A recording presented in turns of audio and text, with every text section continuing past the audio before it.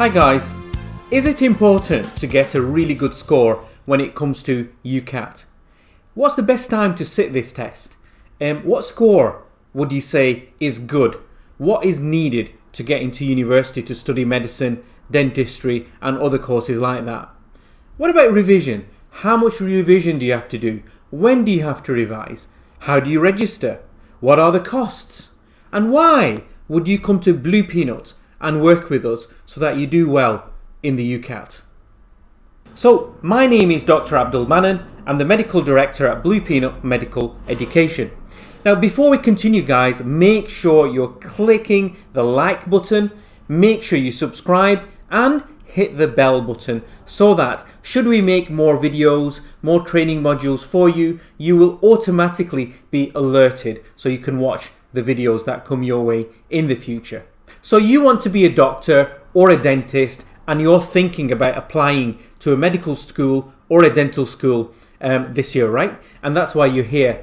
You want to know more about UCAT, okay? So I'm going to talk to you about UCAT, registering, how to revise, how to work for it, what scores you need, and much more, okay? So let me just tell you a bit about myself. My name is Abdul Mannan. I'm a doctor in the UK. I'm a practicing doctor. I qualified from the University of Manchester in year 2000. I trained and I became a GP, and currently I work in my own practice in East Lancashire. It's an NHS practice and we train undergraduate medical students. We also train doctors who want to become GPs and doctors who want to go into other specialities. Okay, so that's what I do from a day-to-day point of view. I have been involved in teaching students about UCAT and interview techniques for many years, and we have helped thousands and thousands of students to get into medical and dental school. Now, that's all about me. I don't want to say too much. Let's talk about UCAT. So why is it important to sit the UCAT and get a good score? Well, the answer is simple really, and I think you know what the answer is, and that is that 90% of you guys applying to medical schools, applying to dental schools, you will have top grades at A-levels or equivalent exams. The fact is a lot of people will be applying with grade A's and grade A stars. So how do you differentiate between yourselves? Okay, how are universities supposed to say who's better and who's not? Well, they will find ways to do that, and UCAT is just one of those ways. As you'll know, quite a lot of medical schools in the UK, quite a lot of dental schools use the UCAT to do that.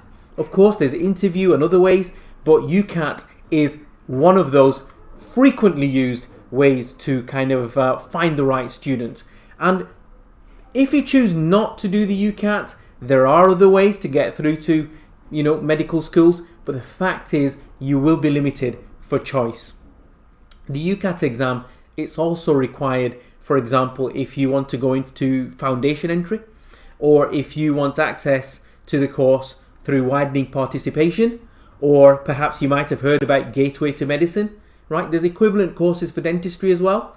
And what about GEM programs, the graduate entry programs? More and more of them are requiring the UCAT as well. So when is the best time to sit the UCAT, I hear you ask? And many students ask me this question. Well, the answer couldn't be simpler, okay? The answer is that you have to sit the UCAT test in the summer of year 12. When you finished year 12, you need to sit the test, i.e. just before year 13. In year 13, as you know, that's when you apply to UCAS, the choice of universities and so forth, and that is submitted in October of year 13. So your UCAT has to be done prior to that. So most students will sit it in the summer months of like July, August, even September, and into October as well, up until the deadline, of course. So it's up to you when you sit the test. However, there are a few pointers and a few tips that I might be able to afford you. Okay. Now, age, all right, experience, practice, these things are so important. I couldn't understate them if I wanted to. All right, you really need the maturity to do it. So make sure you've worked hard, make sure you've got the experience of having done year 12, and make sure you have practiced and you've practiced and you've practiced even more. Okay, I mean, I tell my students to have specific revision timetables and systems in place so that they gradually prepare and they prepare well for these tests. Do not be light-hearted in your attempt with the UCAT. I guarantee you, I've come across hundreds of students over the years who have made these mistakes, and as a result, they've scored low when it comes to the UCAT score.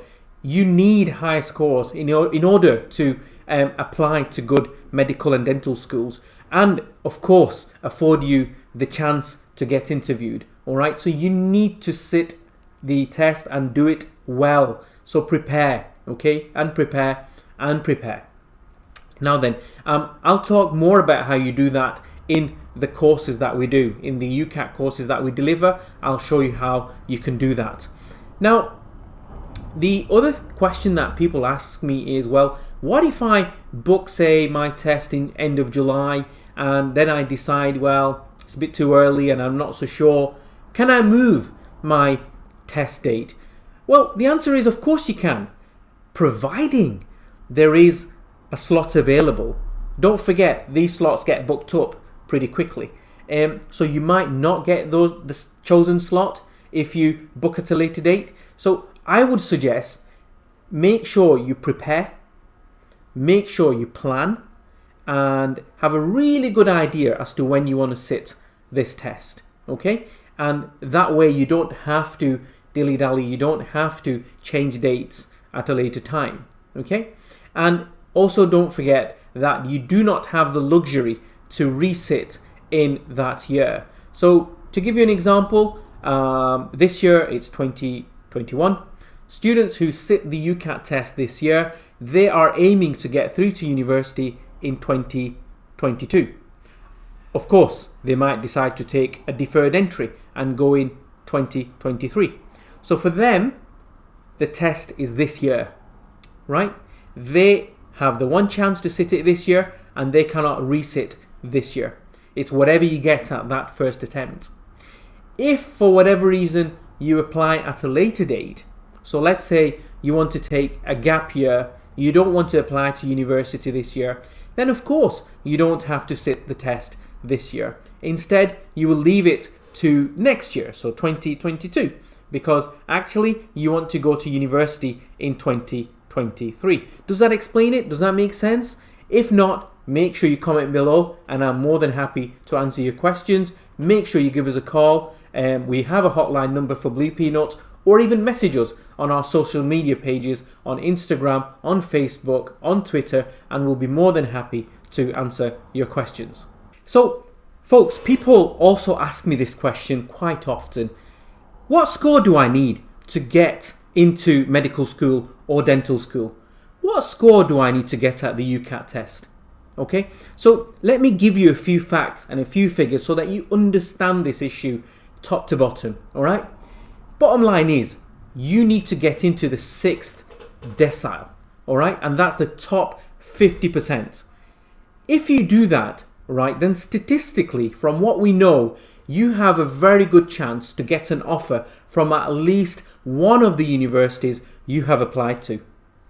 So to give you an example, in 2020, looking at the statistics, we saw that students who scored above 2,580, they generally did well. They got into interviews and got offers. Okay? Now, to put this into context, we work with students every year, hundreds of students.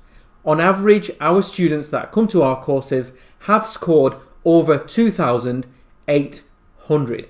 And that puts them into the top 10%. And so it's no accident that most of our students end up getting interviewed in at least 3 of their 4 universities that they apply to. Why?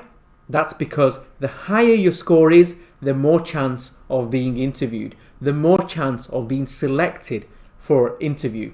Okay, so what you mustn't do is you mustn't think that if I'm a bit blasé about it, if I score a bit poorly in the UCAT, then I'll take my chances with the BMAT. Okay, and I'll see how I get on with the BMAT universities. Now, that may well work out for some of you, but our view is, why would you even risk? All right, would you do your A-level exams, for example, and say, right, you know what, I'm going to just focus on my chemistry, and biology, I'll see how I do. I might do okay, I might not do okay, I'll take my chances. All right, I'm doing 4 A-levels, okay, and guess what, I'm going to focus on 3, and I'm not going to focus on the 4th because I might, for whatever reason, I don't want to. What if it is that 4th subject that actually pulls you up? Okay, so the point I'm trying to make is focus as much on your UCAT as you would do in a normal exam, as you would do if you were doing BMAT as well. Of course, there's nothing, and do not think for a second that BMAT is any easier. The fact is it's not, and also it's used by the likes of Oxford, Cambridge, some top medical schools. So no, it's not another light-hearted exam that somehow is easier than UCAT. Trust me, it's not. So you mustn't rest your laurels on that either. Now the next thing is situational judgment. Now, I'm sure in your reading and your discussions you've had, you might have heard, in my opinion, a misnomer. In my opinion, an error of judgment whereby people think that SJT is not as important, right? I'm telling you, it is important.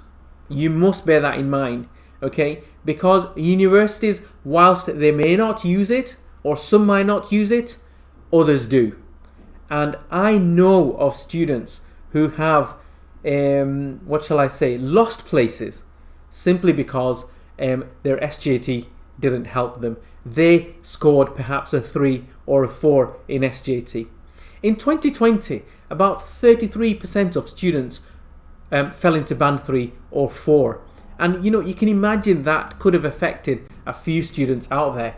I don't want you to fall into that trap. So please make sure you give SJT, situational judgment, just as much thought, just as much priority as the other sections of UCAT. Okay?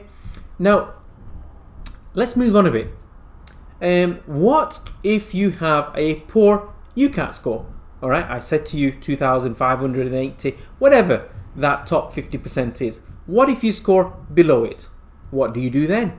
Okay, well, I'm not saying that you should aim for that. In fact, as I said to you before, you should aim to get as high a score possible. Most of my students score above 2,800 every year. Okay, because they work hard, because they prepare, because they have a revision timetable, because they understand each section properly, because they practice and practice and practice. Okay, so still, let's say UCAT score is a bit low. What do you do? Well, what you need to do is be scientific about it. When it comes to applying to medical schools or dental schools for that matter, be logical about it.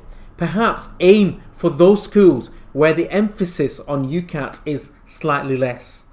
That doesn't mean they're any easier to get into, guys. So do not for a second think that's the case. It might be that they focus more on the interview.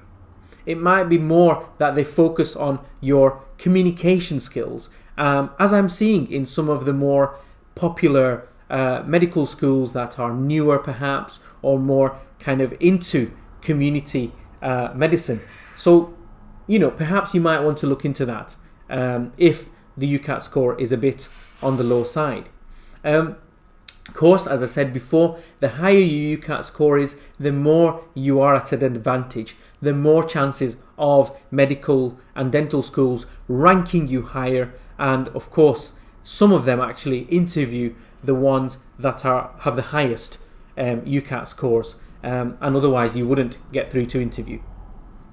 Now, watch this space, watch our blogs, okay, keep a lookout for our videos, and that's why you need to subscribe, that's why you need to press the bell, and that's why you need to like the video, so that if I publish more videos and more vlogs, then you will be the first to hear from me, and of course you'll be in touch with you as we go on in your journey towards medical and dental school. All right, guys,